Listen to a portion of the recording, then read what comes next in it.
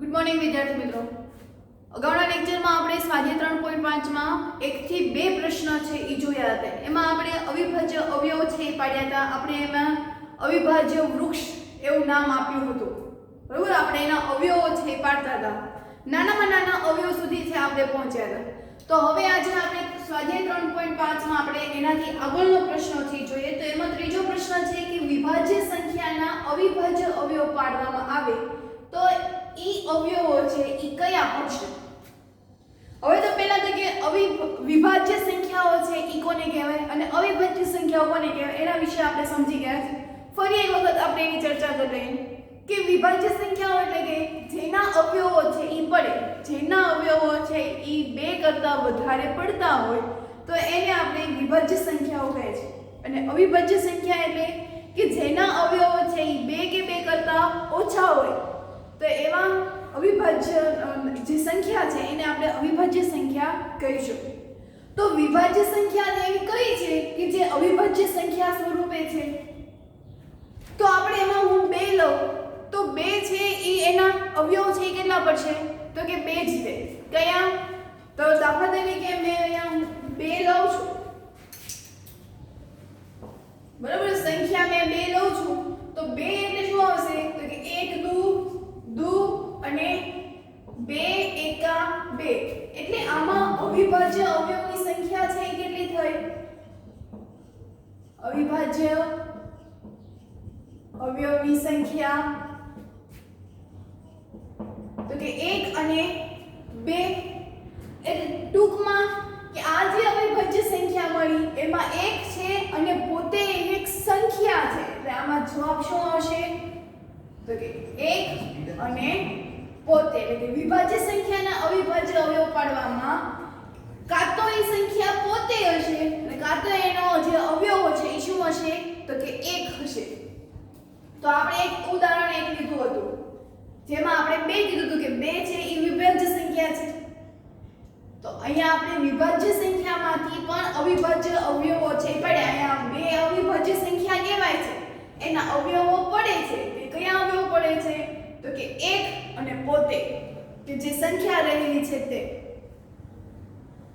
એના પછી ચોથો પ્રશ્ન કે 4 અંકોની સૌથી મોટી સંખ્યા લખો અને તેને અવિભાજ્ય અવયવની રીતે રજૂ છે એ કરવાનું છે. એટલે આપણે એના અવિભાજ્ય અવયવની વૃક્ષની રીતે આધારે આપણે એના અવયવો છે એ પાડવાના છે. તો 4 અંકની સૌથી મોટી સંખ્યા એટલે કઈ થશે તો કે 9999. 4 અંકની સૌથી મોટી સંખ્યા થશે તો કે આ. તો હવે આપણે આના અવયવો છે એ પાડવાના છે. તો આના અવયવો છે એ શું રીતે પડશે તો હવે આપણે જોઈએ તો કે 9 9 ને 9 ચોક 36 તો એનો સરવાળો 36 થાય. તો શું એ 9 ના ઘડિયામાં આવશે તો આપણે એને 9 વડે ભાગી દઈએ તો કઈ રીતે આવશે આપણે તો 2 ચોક 8 1 9 2 નવા 18 1 ઉપરથી ઉતાર્યા 9 2 નવા 18 1 ઉપરથી ઉતાર્યા 9 2 નવા 18. તો અહીંયા શેષ છે એ આવે છે. ટૂંકમાં આપણે એને 2 વડે છે એ ભાગી શકતા નથી. તો એક કામ કરીએ આપણે 3 વડે છે એ ભાગીએ તો 9999 હોય તો એને આપણે 3 વડે ભાગીએ તો 3 તેરી 9 0 ઉપરથી ઉતાર્યા 9 3 તેરી 9 0 ઉપરથી ઉતાર્યા 9 3 તેરી 9 0 ઉપરથી ઉતાર્યા 9 3 તેરી 9. શેષ છે એ શું આવી ગયો અહીંયા 0. શેષ 0 આવે છે મતલબ એ 3 વડે વિભાજ્ય છે. તો આપણે અહીંયા શું લખાય એક તો એનો અવયવ પડશે 3 અને 3333. હવે અહીંયા 3 ના અવયવ નહીં પડે પણ આ 3333 ના અવયવ પડશે. શું પડશે તો કે 3 અને 1111 એનો અવયવ શું પડશે 1111. હવે આ 1111 ને આપણે 11 વડે ભાગીએ તો 11 એકા 11 0 0 1 ભાગ ના ચાલે એટલે શું ઉપરથી ઉતાર્યા 1 11 એકા 11 શું ભાગ પડ્યા 1111 ના તો કે 11 અને 101 હવે તો કે આ 101 છે એના ભાગ પડશે તો કે નહીં જો એનો 3 વડે ભાગ ન ચાલે 3 વડે ભાગ 3 ની ચાવી શું હતી કે આપેલા અંકને સરવાળો કરતા જે કોઈ સંખ્યા સરવાળો મળે છે ઈ જો 3 ના ઘડિયામાં આવતા હોય તો એને 3 વડે નિશેષ ભાગી શકાય અહીંયા આપણે જો સરવાળો કરીએ તો 2 જ થાય છે તો 2 છે ઈ 3 વડે ભાગી શકાય નહીં 2 ની ચાવી પણ ઉપયોગ ન કરી શકાય 2 ની ચાવી એવી હતી કે જેનો એકમનો અંક 0 2 4 6 8 હોય તો એને 2 વડે નિશેષ ભાગી શકાય અહીંયા 1 છે એટલે આગળ ભાગ પડશે નહીં 101 છે એના એક પણ અવયવ પડતા નથી તો આપણે અહીંયા અવયવ છે ઈ કયા કયા પડ્યા તો કે 3 3 11 અને 101 શું પડશે એના તો કે 101 હજી આનાથી વિશેષ આપણે લખવું હોય તો આવી રીતે લખી શકીએ 101 ગુણ્યા 1 એટલે 101 થઈ જશે બરાબર તો હવે એના પછી પાંચમો પ્રશ્ન તો કે 5 અંકની સૌથી નાનામાં નાની સંખ્યા લખો અને એને પણ આપણે અવિભાજ્ય અવયવની રીતથી રજૂ છે એ કરવાનું છે તો 5 અંકની સૌથી નાનામાં નાની સંખ્યા એટલે 10000 બરાબર તો 10000 તેના અવયવ છે કઈ રીતે પડશે તો અહીંયા એકમનો અંક જો 0 છે એકમનો અંક 0 હોય એટલે આપણે એને 2 વડે છે ઈ ભાગી શકીએ તો 2 5 10 એટલે શું આવશે 5000 હજી અહીંયા એકમનો અંક 0 છે એટલે હજી એનો અવયવ પડશે 2 દુ 4 2 5 10 2500 હજી એકમનો અંક 0 છે 2 का 2 2 दू 4 2 5 10 અહીંયા પણ હજી એકમનો અંક 0 આવ્યો 1250 તો 2 6 12 2 દુ 4 2 5 10 એકમનો અંક 5 આવ્યો એકમનો અંક 5 એટલે એ 5 વડે વિભાજ્ય હોય 5 એકા 5 5 દુ 10 125 125 એટલે હજી આવશે 5 વડે 25 પંચા 125 હજી 25 છે તેને પણ 5 વડે ભાગી શકાય અને 5 ને 5 એકા 5 તો આવી રીતે એના અવયવ છે એ પડે છે તો એના અવયવ છે શું પડ્યા તો કે 2 ગુણ્યા 2 ગુણ્યા 2 ગુણ્યા 2 5 ગુણ્યા 5 ગુણ્યા 5 ગુણ્યા ને 5 તો આ બધા એના શું થયા તો કે અવયવ તો આવી રીતે આપણે એના અવયવ છે ઈ પાડી શકીએ એના પછી તો કે 1729 ના અવિભાજ્ય અવયવ જણાવો અને જે કોઈ સંખ્યા આવે છે તો એને આપણે ઉતરતા ક્રમમાં છે ઈ દર્શાવવાના છે તો 1729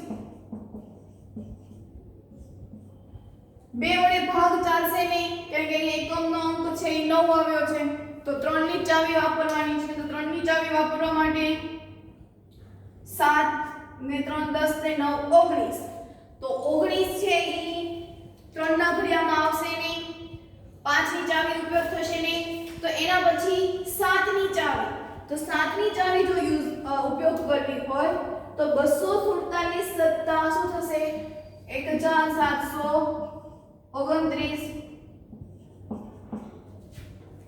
નો 7 વડે આપણે ભાગીએ તો 7 દુ 14 3 2 7 ચોક 28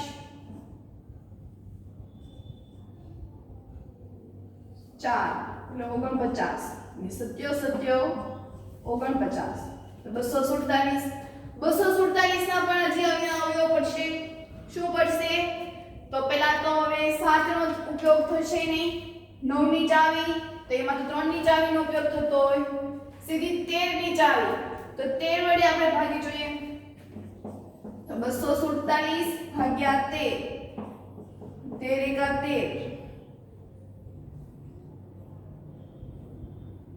13 19 વડે 247 એટલે 7 ને 4 12, 13 14, તો 13 એકા 13, 117, 13 સત્તા નહીં 13 નવા 117, બરાબર. એટલે શું જવાબ આવ્યો એનો 19. તો 13 અને 19. તો હવે અહીંયા 13 ના પણ અવયવ પડતા નથી અને 19 ના પણ અવયવ પડતા નથી. તો હવે અહીંયા જો કે જે કોઈ અહીંયા આપણે જે એવું કીધું છે કે તેને ઉતરતા ક્રમમાં ગોઠવો અને એને ક્રમિક જે કોઈ અવિભાજ્ય અવયવ પડે છે એ કયા સંબંધથી જોડાયેલો છે એ આપણે જોવાનું છે. તો પહેલા આપણે અવયવોની સંખ્યા છે એ લખી લઈએ કે એના અવયવો કયા કયા આવ્યા. તો 1729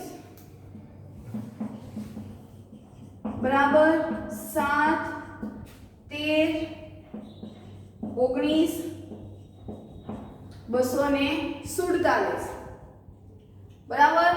હવે એમાં ક્રમિક કીધા છે એટલે કે જે પહેલા આવે છે એ બંનેના આ કયા સંબંધથી જોડાયેલા છે, એ બંને વચ્ચેનો તફાવત છે એ કેટલો છે. તો કે બે અવિભાજ્ય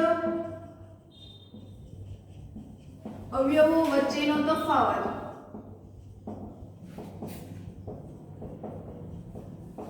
તો કે 13 - 7 એટલે શું આવે છે તો કે 6. એટલે કે આ બે જે સંખ્યા છે અવયવો છે ઈ બે સંખ્યા વચ્ચેનો તફાવત છે એ કેટલો છે તો કે 6. એટલે 1729 છે. તો એને તમારે ઉતરતા ક્રમમાં છે એ જાતે ગોઠવવાના છે હોમવર્કમાં. એના અવયવો છે કયા પડ્યા તો કે 7 13 19 247 અને બે અવિભાજ્ય સંખ્યા જે ક્રમિક છે તો ઈ બે સંખ્યા વચ્ચેનો તફાવત છે એ કેટલો થશે તો કે 6.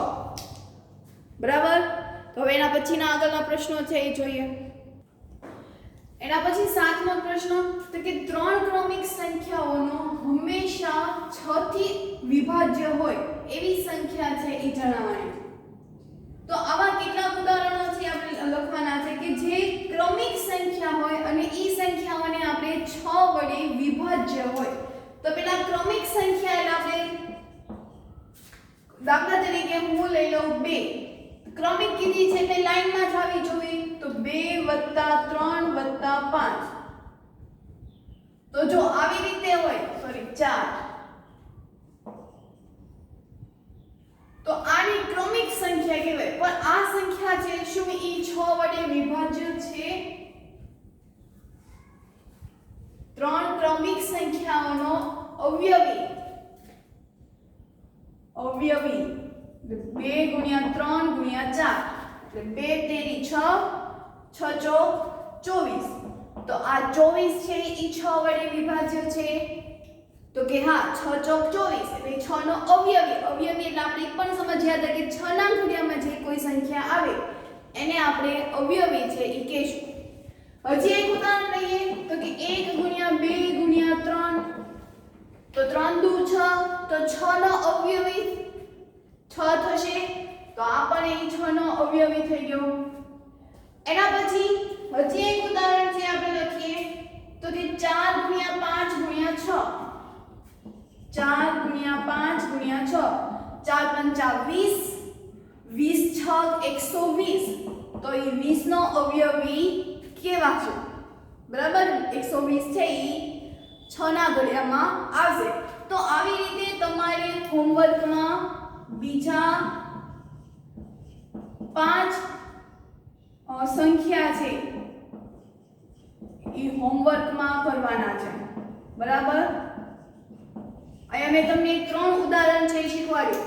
ક્રમિક હોવી જોઈએ. જો 2 3 4 1 2 3 4 5 6 એવી રીતે લાઈનમાં હોવી જોઈએ અને એવી 5 સંખ્યા તમારે લખવાની છે કે જે 6 ની અવયવી હોય. એટલે કે 6 ના ઘડિયામાં ઈ સંખ્યા આવતી હોય તો એ તમારે હોમવર્કમાં કરવાના છે। એના પછી 8મું લઈ લઈએ તો 8મો પ્રશ્ન એવો કીધો કે કોઈ પણ બે ક્રમિક વિષમ સંખ્યાઓ, હવે આપણે સંખ્યા છે લાઈનમાં લેવાની નથી, કોઈ પણ બે સંખ્યા લેવાની છે કે જે વિષમ છે તો એ સંખ્યાનો સરવાળો 4 થી વિભાજ્ય છે તો તે જણાવો। તો અહીંયા આપણે થોડા ઉદાહરણ છે લખીએ। દાખલા તરીકે હું વાત કરું તો કે 3 + 5 તો આ બંનેનો સરવાળો થશે 8। અહીંયા આપણને વિષમ સંખ્યા કીધી છે, ક્રમિક પણ વિષમ સંખ્યા એટલે કે એમાં 3 પછી 4 છે લઈએ તો એનાથી 4 વડે વિભાજ્ય થતું નથી। અહીંયા હું 3 + 5 લઈશ તો 8 આવશે, તો 8 છે 4 વડે વિભાજ્ય છે। એવી જ રીતે 5 + 7 તો 7 ને 5 12 તો આ 12 છે ઈ પણ 4 વડે વિભાજ્ય છે, 4 તેરી 12। એવી જ રીતે 7 + 9 એટલે આવશે 16 તો ચોકે ચોકે 16 તો આ 16 પણ 4 વડે વિભાજ્ય છે। એવી જ રીતે 9 + 11 એટલે 20 તો આ 20 પણ 4 વડે વિભાજ્ય છે, 4 × 40 તો અહીંયા 4 દર્શાવી છે। હોમવર્કમાં બીજા 5 સંખ્યા કરવાના કે જે 4 વડે વિભાજ્ય કોઈ પણ સંખ્યા લઈ લો, 3 + 5 5 + 7 7 + 9 9 + 11 હજી આપણે લઈ લઈએ તો 11 + 5 તો 11 ને 5 16 તો ઈ પણ 4 ના ઘડિયામાં આવશે। એટલે આવી રીતે તમારે જાતે છે એ સંખ્યા બનાવવાની છે, બરાબર। એનાથી આગળ વધીએ કે નીચેનામાંથી કઈ સંખ્યાઓમાં અવિભાજ્ય અવયવ છે, એટલે કે હજી આ એના અવયવો છે 2 × 3 × 4 7 × 2 × 2 × 2 2 × 3 × 9 તો આ બધા એના શું છે તો કે અવયવો છે। તો આ જે તમને 4 ઓપ્શન આપ્યા છે એમાંથી એવી સંખ્યા દર્શાવવાની છે કે જે અવિભાજ્ય અવયવ હોય। અવિભાજ્ય અવયવ એટલે કે હવે એનાથી આગળ અવયવો પડે નહીં। તો અહીંયા તમે જુઓ કે a છે તો આ a માં 2 × 3 × 4 તો આ હજી 4 ના અવયવો પડશે, શું પડશે તો કે 2 × 2 બરાબર। હવે આમાં બી ઓપ્શન જોઈએ તેમાં 7 × 2 × 2 × 2 આ એક અવયવોમાં હજી આગળ એનાથી અવયવ પડતા નથી તો કે એનો જવાબ આવશે। આપણે એવું કીધું છે કે કઈ સંખ્યાઓમાં અવિભાજ્ય અવયવ છે, તો અવિભાજ્ય અવયવ એટલે કે એના અવયવ આગળ પડે નહીં, તો બી માં પણ આગળ પડતા નથી અવયવો। એવી જ રીતે સી માં જોઈએ તો 2 × 5 × 7 તો હજી આ 2 ના પણ અવયવ નહીં પડે, 5 ના પણ ના પડે, 7 ના પણ અવયવો ન પડે તો એમાં સી ઓપ્શન। 54 તો 54 ના અવયવ એને પાડ્યા કે 2 × 3 × 9 તો આ 9 ના અવયવ શું પડશે તો કે 3 તેરી 9 9 ના અવયવ પડ્યા। હવે 3 ના અવયવ નથી પડતા પણ 9 ના તો અવયવ પડ્યા એટલે ઈ અવિભાજ્ય અવયવ કહેવાશે નહીં। તો આ સંખ્યામાં કયા આવશે તો કે બી અને સી। ક્લિયર। એના પછી 10મો પ્રશ્ન કે 25110 એ 45 થી વિભાજ્ય છે કે નહીં તે ચકાસવાનું છે। આ આખી સંખ્યા છે એને 45 વડે ભાગી શકાય કે નહીં તો 45 છે એટલે ઈ કેવી રીતે થશે તો કે 9 × 5 અને 45 એના અવયવો શું પડશે 45 ના તો કે 9 × 5 મતલબ આ સંખ્યા છે ઈ 5 વડે પણ વિભાજ્ય છે, 9 વડે પણ વિભાજ્ય છે કે નહીં ઈ આપણે ચકાસવાનું। જો 5 અને 9 બંને વડે જો વિભાજ્ય હશે તો જ આ સંખ્યા છે 45 વડે વિભાજ્ય હશે। આપણે અગાઉ પણ એવી વાત કરી હતી કે 6 વડે વિભાજ્ય છે કે નહીં તે ચકાસો તો 6 ના અવયવો આપણે પાડ્યા હતા કે 2 × 3 6 ના અવયવ શું પાડ્યા હતા તો કે 2 × 3 પછી આપણે સ્વાધ્યાય 3.1 ની જ વાત છે કે એમાં આપણે જો 2 અને 3 બંને વડે વિભાજ્ય હોય તો જ આપણે એવું કહી શકતા હતા કે 6 વડે વિભાજ્ય છે, બરાબર। 2 માંથી કદાચ 2 વડે વિભાજ્ય નથી પણ 3 વડે વિભાજ્ય છે તો આપણે ત્યાં એવું કહેતા હતા કે 6 વડે વિભાજ્ય નથી. ટૂંકમાં જે કોઈ સંખ્યા છે એનો અવયવ પાડી નાખીએ અને જો બંને એના વડે ભાગી શકાતા હોય તો જ તે સંખ્યા વડે વિભાજ્ય હોય. બેમાંથી જો એક પણ સંખ્યા છે એ અવિભાજ્ય સ્વરૂપે સાબિત થઈ ગયું તો એ સંખ્યા છે એ અવિભાજ્ય સંખ્યા કહેવાય. તો અહીંયા આપણને એવું કીધું છે કે 25110 એ શું 45 વડે વિભાજ્ય છે. તો 45 વડે વિભાજ્ય કરું એને કરતા આપણે એના અવયવો પાડી દઈએ કે 45 ના અવયવો છે શું પડે તો કે 5 ગુણ્યા 9 5 9 45 45 નો અવયવ શું પડશે તો કે 5 ગુણ્યા 9. હવે આપણે અહીંયા બે ચાવી જોવાની છે, એક 5 ની અને એક 9 ની. તો 5 અને 9 ની ચાવી છે આપણે શું છે જોઈએ આપણે. તો 5 ની ચાવી એવી હતી કે કોઈ પણ સંખ્યા હોય તો એનો એકમનો અંક છે કાં તો 0 હોવો જોઈએ કાં તો 5 હોવો જોઈએ. હવે અહીંયા આપણને સંખ્યા આપી છે 25110 તો એમાં એકમનો અંક 0 છે, મતલબ આ સંખ્યાને આપણે 5 વડે છે ઈ ભાગી શકીએ છીએ. તો 25110 માં એકમનો અંક 0 છે, આથી તે સંખ્યાને 5 વડે ભાગી શકાય છે. બરાબર. હવે એવી જ રીતે આપણે 9 જોઈએ. તો 9 ની ચાવી શું હતી કે સરવાળો કરતા આપેલી સંખ્યાનો સરવાળો કરતા ઈ જો સંખ્યા છે ઈ જો 9 ના ઘડિયામાં આવશે તો ઈ સંખ્યાને 9 ની વડે વિભાજ્ય છે તેવું કહેવાય. તો હવે આપણે સરવાળો કરીએ તો સંખ્યા કઈ છે તો કે 0 1 1 5 અને 2 એટલે 2 + 5 + 1 + 1 + 0 એટલે 2 ને 5 7 7 ને 1 8 8 ને 1 9. તો આ 9 છે એ 9 ના ઘડિયામાં આવશે તો કે હા 9 એકા 9 એટલે આ સંખ્યા પણ 9 વડે વિભાજ્ય છે. 9 વડે વિભાજ્ય છે. આમ આ સંખ્યા તમે જોયું તો ઈ 5 વડે પણ ભાગી શકાય છે અને 9 વડે પણ ભાગી શકાય છે. આમ 5 અને 9 બંને વડે ભાગી શકાય છે, માટે આ સંખ્યા પણ 45 વડે ભાગી શકાય છે. તો આમ 25110 એ 45 વડે વિભાજ્ય છે. બરાબર. એટલે આપણે આવી રીતે જોવાનું, ડાયરેક્ટ 45 વડે ભાગવાની જરૂર નથી, પહેલા એના અવયવ પાડી નાખવાના અને એ રીતે ચાવીનો ઉપયોગ કરીને આપણે જોઈ લેવાનું કે વિભાજ્ય છે કે નહીં. તો હવે એના પછી 12મો દાખલો છે કે 4 અંકની જુદા જુદા અવિભાજ્ય અવયવવાળી સૌથી નાની સંખ્યા કઈ છે તો એ સંખ્યા છે જણાવો. અવિભાજ્ય સંખ્યા, ફરી પાછો અહીંયા અવિભાજ્ય સંખ્યાનો ઉલ્લેખ કર્યો તો અવિભાજ્ય સંખ્યા એટલે કે જેના અવયવો છે એ આગળ પડે નહીં, જેના અવયવોની સંખ્યા છે એ 2 કરતા ઓછી હોય અથવા તો 2 જ હોય તો એવી સંખ્યાને આપણે અવિભાજ્ય સંખ્યા કહીએ છીએ. તો હવે એના 4 અંકની આપણે લખવાની છે. તો જોઈએ આપણે તો 1 છે તો એ આપણે એકને વિભાજ્ય પણ નથી કહેતા અને અવિભાજ્ય સંખ્યા પણ નથી કહેતા. 2 તો 2 ના તો 2 જ અવયવ પડે છે, 1 અને પોતે સંખ્યા એટલે 2.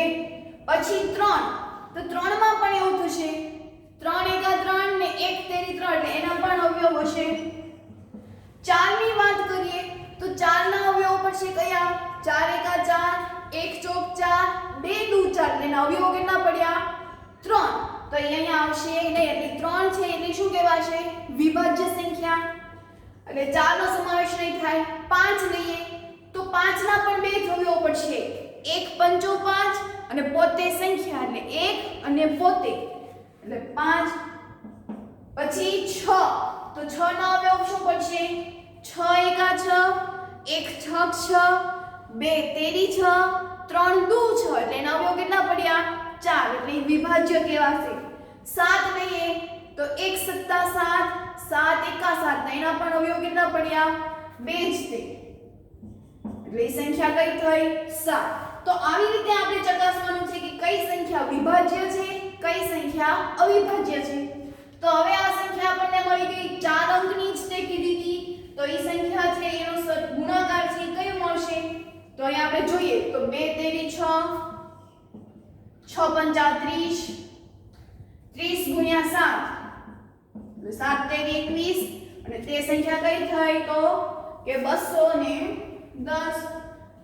તો આવી રીતે આપણે એના અવયવો છે એ પાડ્યા આમ આપણે 5 અંકની કીધી હોય તો 7 પછી લેવાની તો 7 પછી 8 આવશે તો 8 ના અવયવ પણ પડશે 8 એકા 8 1 અઠ્ઠું 8 2 ચોક 8 4 દુ 8 તો એના પણ અવયવો છે એ 4 પડ્યા 9 કરીએ તો 1 નવા 9 9 એકા 9 3 તેરી 9 તો એના અવયવ 3 પડ્યા તો એ વિભાજ્ય કહેવાય 10 ના પણ અવયવ પડશે કેવી રીતે તો કે 10 એકા 10 1 દસા 10 2 પંચા 10 5 દુ 10 તો એના અવયવ પણ 4 પડ્યા 11 કરીએ તો 11 એકા 11 તો એને પોતે ઈ સંખ્યા એટલે 2 થઈ તો અહીંયા 5 અંકની કીધી હોય તો શું આવશે તો કે 7 ગુણ્યા 11 અહીંયા શું આવશે 210 ગુણ્યા 11 તો આમ આપણે 5 અંકની 6 અંકની ગમે એટલા અંકની કીધી હોય તો આપણે અવિભાજ્ય વાળી સૌથી નાનામાં નાની સંખ્યા છે એ આ શોધી નાખવાની સંખ્યા કઈ છે તો કે 210 બરાબર તો હવે એના પછીનો આપણે 11મો પ્રશ્ન છે એ જોઈએ એના પછી 11મો પ્રશ્ન કે કોઈ એક સંખ્યા 18 છે તો આ 18 છે એને આપણે 2 અને 3 બંને વડે છે એ ભાગી શકીએ છીએ 2 વડે શું કામ કારણ કે 18 માં એકમનો અંક શું આપ્યો છે તો કે 8 તો 2 ની ચાવી હતી કે 0 2 4 6 8 હોય તો એને 2 વડે નિશેષ ભાગી શકાય એવી જ રીતે 3 તો 3 વડે શું કામ તો 3 ની શું ચાવી હતી કે આપેલી સંખ્યાનો સરવાળો જો ઈ 3 નો અવયવી હોય તો એને 3 વડે ભાગી શકાય તો 18 નો આપણે સરવાળો કરીએ તો 1 + 8 એટલે 9 તો ઈ 3 ની શું કહેવાય અવયવી તો આમ 18 ને 2 અને 3 વડે છે ઈ ભાગી શકાય છે તો જો 2 અને 3 વડે જો ભાગી શકાતું હોય તો આપણે આ બંનેનો ગુણાકાર કરીને શું આવશે તો કે 6 તો આ સંખ્યાને પણ આપણે 6 વડે છે ઈ ભાગી શકાય આપણે દાખલા નંબર 12 છે ઈ જોયું હતું બરાબર એના પછી આપણે 10મો પ્રશ્ન પણ જોયો તો કે 25110 ને 45 વડે ભાગી શકાય છે તો આપણે 45 ના અવયવ પાડ્યા હતા તો અહીંયા આપણે ઊંધું આપ્યું છે કે અવયવ આપ્યા છે તો ઈ સંખ્યા વડે શું વિભાજ્ય હશે તો અહીંયા ગુણાકાર કરવાથી 6 આવે છે તો 6 તેરી 18 એટલે 6 વડે પણ વિભાજ્ય છે એવી જ રીતે આપણને પાછા અવયવ આપ્યા છે 4 અને 6 તો 4 અને 6 વડે વિભાજ્ય હોય તેવી સંખ્યા કઈ તો આપણે નાનામાં નાની સંખ્યા દાખલા તરીકે હું 12 લઉં તો આ 12 છે ઈ 4 ના ઘડિયામાં પણ આવશે 4 તેરી 12 અને 6 દુ 12 આમ 12 ને 4 અને 6 વડે ભાગી શકાય છે માટે તે 4 અને 6 વડે વિભાજ્ય છે